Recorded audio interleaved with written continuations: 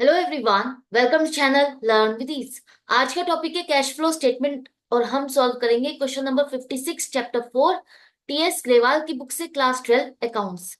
Online sessions online classes के लिए आप मुझे स्क्रीन पर दिए गए नंबर पर व्हाट्सएप कर सकते हो अपना नाम और क्लास। अगर आप टीएस ग्रेवाल के साथ साथ डीके गोयल बुक को फॉलो कर रहे हो तो चैनल की प्लेलिस्ट को क्लिक करो। आपको न्यू एडिशन के सॉल्यूशंस अपलोडेड मिलेंगे। साथ में ही कम्युनिटी सेक्शन में एमसीक्यूज मिलेंगे क्विज की फॉर्मेट में और एमसीक्यूज के सॉल्यूशंस शॉर्ट्स में। तो बहुत कुछ है चैनल पर, विजिट द चैनल। अच्छा लगे तो शेयर और सब्सक्राइब जरूर करना। क्वेश्चन में दिया है कि आपको ये जो इंफॉर्मेशन है ये बैलेंस शीट नहीं है। पहली बात तो ये आप समझ लो, जैसे पहले हमने क्वेश्चंस किए उसमें आपको प्रॉपर बैलेंस शीट दी थी जहां पर लाइबिलिटीज और एसेट साइड दोनों साइड का टोटल मैच कर रहा था।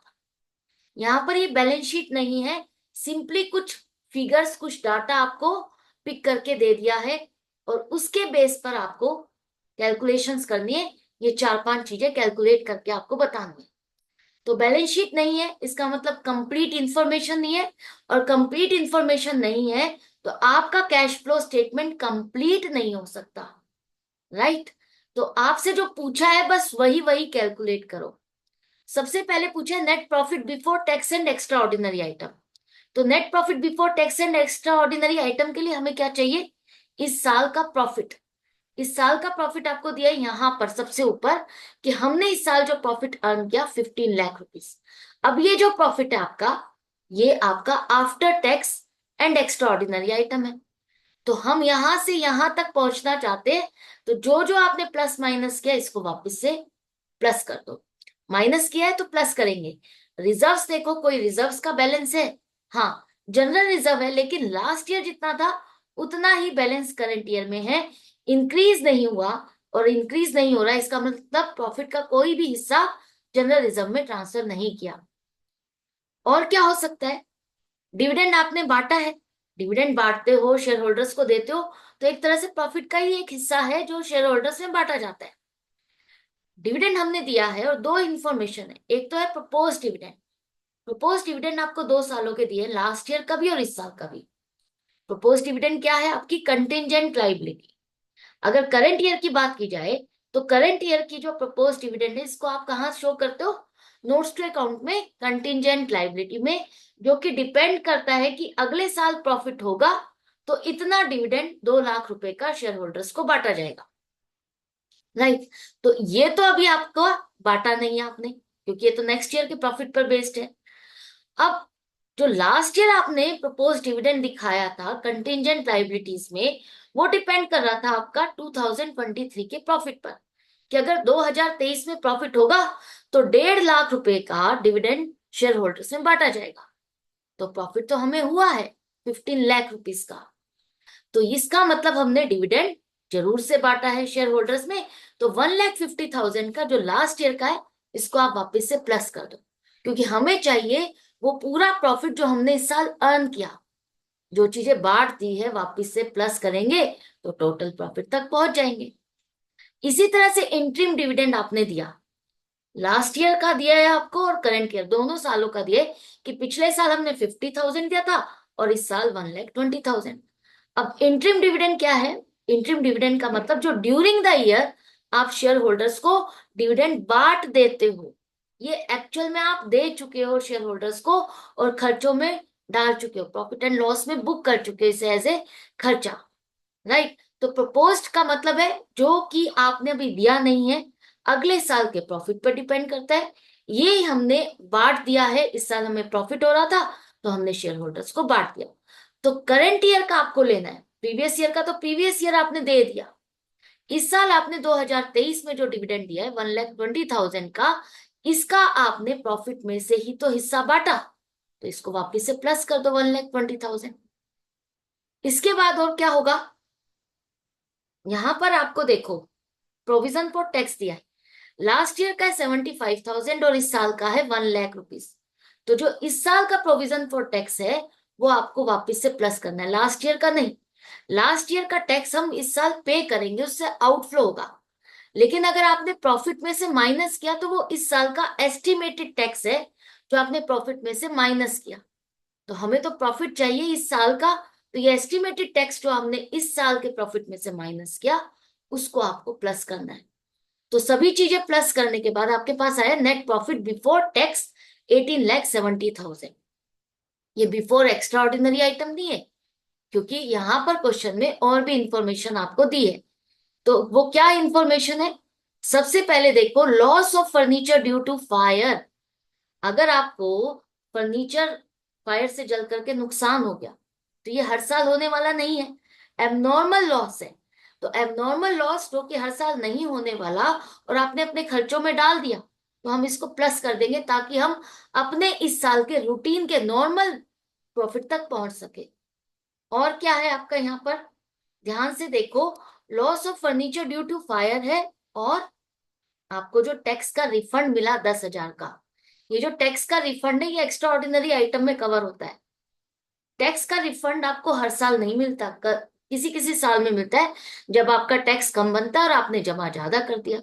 तो ये वापस से ये टैक्स रिफंड मिलना एक तरह से प्रॉफिट है, जिसे आपने प्रॉफिट एंड लॉस में क्रेडिट साइड पे शो किया कि हमें इतना रिफंड मिला। प्रॉफिट एंड लॉस में तो आप जो मिलता जाता है वो सब कुछ लिखते जाते हो कि हमें ये इनकम हुई, ये मिला, ये मिला, ये मिला, और जो खर्चा किया वो भी सारा बुक कर देते हो। लेकिन एक्चुअल में जो इस साल का आपको लेना है वो आपको उस तरह से ही काउंट करना है कि टैक्स का रिफंड हमारा हर साल नहीं होता, ऐसा रिफंड ऐसी इनकम हमें हर साल नहीं होती, तो इसको माइनस कर देंगे। तो अब प्लस माइनस करने के बाद आपके पास आ गया net profit before tax and extra ordinary items 18,70,000। Right, एक चीज आपने फाइंड कर ली। अब आपको चाहिए operating profit before working capital changes. तो इसके लिए आपको क्या करना है, फर्स्ट स्टेप तो आपको ये चाहिए ही था कि आपको net profit before tax and extraordinary item चाहिए था। इसके बाद हमें करना होगा adjustment for non cash and non operating item. तो नॉन कैश का मतलब वो खर्चे, वो इनकम जिसके लिए कैश की पेमेंट नहीं की या कैश रिसीव नहीं किया। तो हमने जो डेप्रिसिएशन लगाया, डेप्रिसिएशन हम यहाँ पर लिखा है ना, देखो कि हमने ये प्रॉफिट अर्न किया इन सभी चीजों को अकाउंट करने के बाद।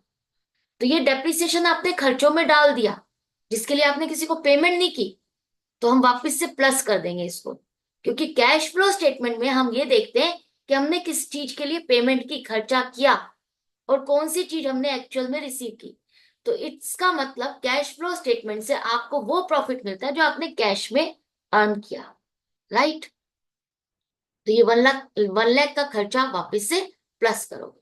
और क्या हो सकता है, यहां पर आपको इंटेंजिबल एसेट देखनी है। अगर कोई इंटेंजिबल एसेट है तो वो अगर राइट ऑफ हुई है तो वो आपका नॉन कैश का खर्चा है। तो पेटेंट्स है, पेटेंट्स आपके 80,000 थे, वो 50,000 हो गए, डिक्रीज तो हो रहे हैं 30,000 से। लेकिन इससे रिलेटेड कुछ इंफॉर्मेशन भी दी है कि हमने इस साल 50,000 के पेटेंट खरीदे। अब देखो, अगर आपके पास 80,000 के पेटेंट्स थे और अगर आपने 50,000 के और खरीदे तो कितना हो गया टोटल, 1,30,000। लेकिन ये 1,30,000 की जगह कितना बैलेंस दिखा रहा है, 50,000।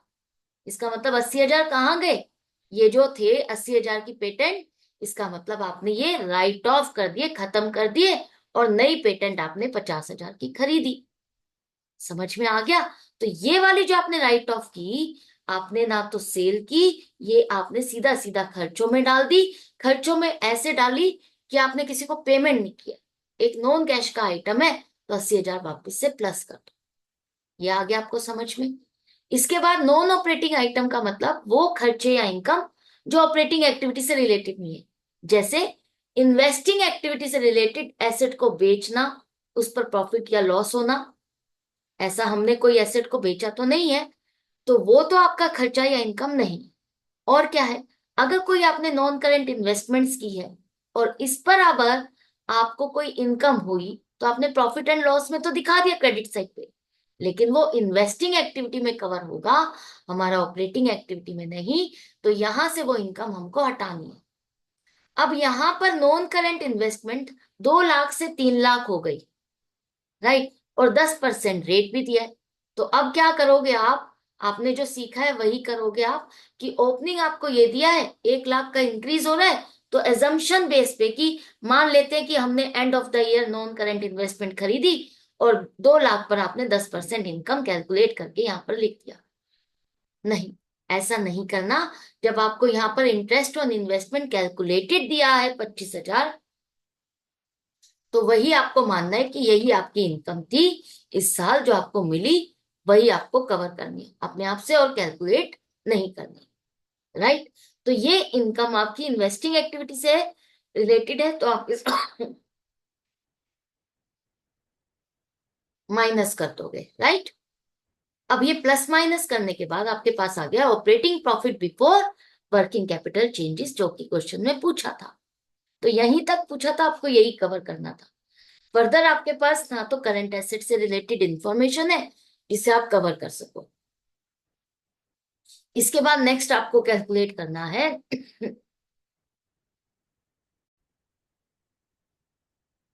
कि हमारा cash flow from investing activities क्या है। तो इन्वेस्टिंग एक्टिविटीज के लिए हमें देखना होता है हमारी जितनी भी फिक्स्ड एसेट्स, जो नॉन करंट एसेट है, उसमें क्या चेंजेस आए। तो आपकी जो मशीनरी है वो आपकी नॉन करंट एसेट है, जो कि लास्ट ईयर थी 3 लाख, इस साल हो गई 5 लाख। राइट? तो आप कहोगे सीधा सीधा 2 लाख रुपए की परचेज हुई है। नहीं, ऐसी गलती मत करना। आपने इस साल डेप्रिसिएशन भी तो लगाया, तो डेप्रिसिएशन लगाने से एसेट की वैल्यू घट गई। तो कैसे दिखाया, देखो अकाउंट बना के चेक करो। ओपनिंग 3 लाख, क्लोजिंग 5 लाख, यहां पर आ गया आपका। तो 1 लाख का डेप्रिसिएशन लगाया, तो 3 लाख की मशीनरी पर ये आपका डेप्रिसिएशन लगाने से वैल्यू घट गई। क्रेडिट साइड का टोटल हो गया 6 लाख, और इस साइड का, डेबिट साइड का टोटल 3 लाख है। तो इसका मतलब बैलेंसिंग फिगर आपके पास जो आ रही है 3 लाख रुपए की, वही आपने एसेट खरीदी। राइट? तो गलती मत करना इस तरह से डायरेक्टली लेने की। जहां पर भी ऐसे कोई चेंजेस है, तो उसका अकाउंट बना करके एक बार चेक कर लो। एसेट परचेज करोगे तो पेमेंट करोगे और कैश का आउटफ्लो होगा। इसके बाद दूसरी क्या है, फर्नीचर। फर्नीचर आपका 1 लाख का था, 80,000 का रह गया। डिक्रीज हो रही है वैल्यू 20,000 रुपए से। तो ये 20,000 रुपए से अगर डिक्रीज हो रहा है तो क्या हो सकता है, आप सोचोगे सेल हो रही है। 20,000 रुपए की क्या हमने सेल की? ध्यान से सारी इंफॉर्मेशन को चेक करो। यहाँ पर loss of furniture due to fire लिखा है 10,000। मतलब जो 20,000 की अमाउंट कम हो रही है, उसमें से 10,000 तो आपका लॉस है बाय फायर। राइट? बाकी 10,000 का क्या हुआ? आप कहोगे डेप्रिसिएशन भी तो हो सकता है। नहीं, अगर डेप्रिसिएशन होता तो यहां पर लिखा होता डेप्रिसिएशन ऑन फर्नीचर। हमने तो ये पूरा पूरा मशीनरी में लेकर के कवर कर दिया। तो अगर 10,000 रुपए और कम हो रहे हैं, इसका मतलब 10,000 का फर्नीचर आपने बेचा, और बेचा तो फंड्स का इनफ्लो हुआ। ये भी समझ में आ गया। और क्या हो सकता है, मार्केटेबल सिक्योरिटीज आपका कैश एंड कैश इक्विवेलेंट का हिस्सा है। नॉन करेंट इन्वेस्टमेंट जो कि 2 लाख से 3 लाख हो गई, इसका मतलब 1 लाख रुपए की इस साल और परचेज की। परचेज करोगे तो क्या होगा, आउटफ्लो होगा। और पेटेंट्स, पेटेंट्स तो क्लियरली आपको यहां पर दिया है कि 50,000 की हमने खरीदी, तो ये भी आपका आउटफ्लो हो गया 50,000 का। ये तीनों आउटफ्लो हो गए। और इसके साथ ही आपको इंटरेस्ट ऑन इन्वेस्टमेंट जो दिया 25,000, जो कि हमने ऑपरेटिंग एक्टिविटी के टाइम पर कहा था ये तो इन्वेस्टिंग एक्टिविटी का हिस्सा है, वहां पर हम कवर करेंगे। तो इसका मतलब आपको यहां पर दिखाना है, इनकम है तो इनफ्लो हुआ 25,000 का। तो आउटफ्लो और इनफ्लो निकालने के बाद नेगेटिव में आंसर आ रहा है, तो इसका मतलब क्या है आपका, ये cash used in investing activities 4,15,000। Next आपको फाइनेंसिंग एक्टिविटीज करना है। फाइनेंसिंग एक्टिविटीज में आपको देखना है कि फंड्स आपने कहां से अरेंज किया। तो फंड्स अरेंज करने के लिए सबसे पहले देखो शेयर कैपिटल 15 लाख से 20 लाख हो गई। बिल्कुल है, 5 लाख से इंक्रीज हो गई। आप कहोगे ये तो शेयर हमने इशू किए और पब्लिक से फंड हमको मिला। नहीं, नीचे ही आपको सिक्योरिटीज प्रीमियम का बैलेंस दिया है, जो कि 20 लाख से 15 लाख हो गया। ये 5 लाख से क्यों घट गया, इसको हमने कहाँ एडजस्ट किया, कैसे खर्चों में डाला। जब भी कोई और इंफॉर्मेशन नहीं दी कि हमने ऐसा कोई खर्चा किया, तो आप यही मान के चलोगे अगर आपके शेयर्स इंक्रीज हो रहे हैं, शेयर कैपिटल इंक्रीज हो रही है, तो इसका मतलब जो प्रीमियम का पैसा घट रहा है, वो पैसा हमने फर्दर शेयर्स अलॉट किए अपने शेयर होल्डर्स को एज अ बोनस शेयर्स। तो 5 लाख का ही डिफरेंस है। देखो यहाँ पर भी 5 लाख का डिफरेंस है और एग्जैक्टली ये भी 5 लाख का डिफरेंस है। तो हमने सिक्योरिटीज प्रीमियम का पैसा शेयर होल्डर्स को बोनस शेयर्स अलॉट करने में यूज किया, तो इसलिए ये फर्दर आपने शेयर्स इशू किए जरूर है, अलॉट जरूर किए हैं, लेकिन उससे फंड्स का इनफ्लो नहीं हो रहा, तो ये नहीं आएगा आपका 5 लाख रुपीज का। इसके बाद और क्या हो सकता है, बैंक ओवरड्राफ्ट आपका डिक्रीज हो गया। डिक्रीज होने का मतलब आपने पेमेंट कर दी, पेमेंट करोगे तो क्या होगा, आउटफ्लो होगा 2 लाख रुपए का। और क्या हुआ है, आपने डिविडेंड जो दिया वो आपका इसी एक्टिविटी में आएगा। तो सबसे पहले प्रपोज डिविडेंड आपने दिया 1.5 लाख रुपए का, 1,50,000 का, और इंटरिम डिविडेंड जो आपने करंट ईयर का दिया 1,20,000 का। तो नेगेटिव में आंसर आ रहा है 4,70,000। तो ये हो जाएगा आपका cash used in finance activities 4,70,000। अगर आप बुक में देखते हो तो बुक में लिखा है cash flow from finance activities, तो मे भी वहां पर टाइपिंग एरर है, तो आपको उसको ध्यान नहीं देना, क्योंकि नेगेटिव में आ रहा है तो यूज्ड इन आएगा, राइट। तो ये था फाइनेंस एक्टिविटीज का आंसर, आपको समझ में आ गया। मिस्टेक कहाँ हो रही है, टाइपिंग एरर है बुक में, उसको करेक्ट कर लेना। नेक्स्ट आपको cash and cash equivalent calculate करना है। तो कैश एंड कैश इक्विवेलेंट में आपको क्या पूछा है, ओपनिंग देना या क्लोजिंग, कुछ नहीं लिखा, तो आप ओपनिंग और क्लोजिंग दोनों ही निकाल दो। ओपनिंग में आपका आएगा मार्केटेबल सिक्योरिटीज, जैसा कि अभी मैंने कहा था ये आपका कैश बैलेंस का ही हिस्सा है। तो लास्ट ईयर तो ये थे नहीं, सिर्फ कैश इन हैंड और बैंक का बैलेंस था 1 लाख रुपीज, तो यही आपका था ओपनिंग बैलेंस। क्लोजिंग में आपके पास 1 लाख रुपए की मार्केटेबल सिक्योरिटीज आ गई और ये कैश का बैलेंस, तो टोटल हो गया 1,50,000, राइट। तो ये क्वेश्चन में जो आपको डिफरेंट चीजें पूछी थी बस वही आपको कैलकुलेट करनी है। कैश फ्लो स्टेटमेंट पूरा बना करके उसको मैच करने की कोशिश मत करना, मैच नहीं होगा, क्योंकि यहाँ पर आधी अधूरी इंफॉर्मेशन है, जिसके लिए आपको परेशानी नहीं लेनी, नर्वस नहीं होना कि ये तो मेरा कैश फ्लो स्टेटमेंट कंप्लीट नहीं हो रहा, क्यों नहीं हो रहा। तो ये था क्वेश्चन, लास्ट क्वेश्चन, इस चैप्टर का लास्ट क्वेश्चन, और आपके 12th क्लास के सिलेबस का लास्ट क्वेश्चन, जो कि आज हमने पूरा सिलेबस कवर कर दिया। तो आई होप आपको अच्छे से समझ में आ गया है, सारे क्वेश्चन इजी लग रहे होंगे, कहीं डिफिकल्ट नहीं लग रहा होगा। तो इसी तरह से कनेक्टेड रहो, सीखते रहो और अपनी प्रैक्टिस जारी रखो। डाउट है तो आप कमेंट सेक्शन में लिख करके पूछ सकते हो। तो मिलते हैं नेक्स्ट वीडियो में नेक्स्ट क्वेश्चन के साथ। Goodbye and take care.